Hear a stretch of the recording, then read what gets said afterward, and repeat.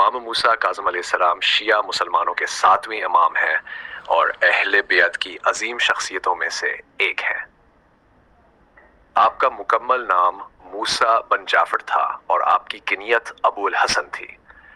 आपको काज़िम के लक़ब से भी जाना जाता है, जिसका मतलब है गुस्से को ज़ब्त करने वाला। वलादत इमाम मूसा काज़िम अलैहिस्सलाम की वलादत 1040 हिजरी मुताबिक 1405 ईस्वी में मदीना मुनव्वरा में हुई। आपके वालिद इमाम जाफर सादिक अलैहिस्सलाम थे और वालिदा का नाम हमीदा खातून था, जो नहायत परहेज़गार और नेक खातून थे। इब्तदाई ज़िंदगी आपकी ज़िंदगी का इब्तदाई हिस्सा मदीना मुनव्वरा में गुजरा, जहाँ आपने अपने वालिद इमाम जाफर सादिक अलैहिस्सलाम से इल्म व हिकमत की तरबियत हासिल की।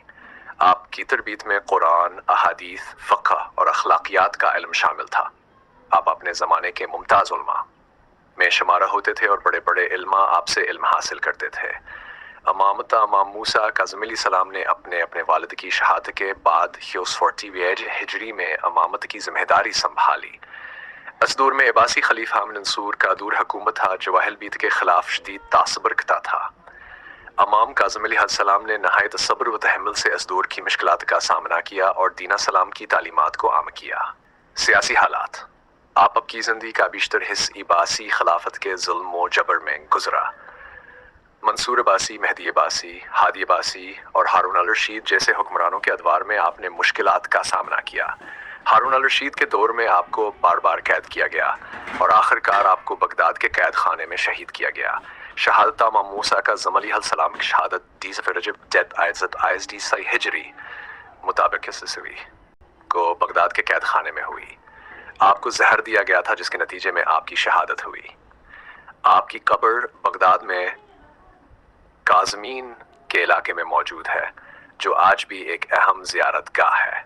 अखलाक व किरदार इमाम मूसा काज़िम अलैहिस्सलाम अपने सब्र, तक़विया और सखावत के लिए मशहूर थे।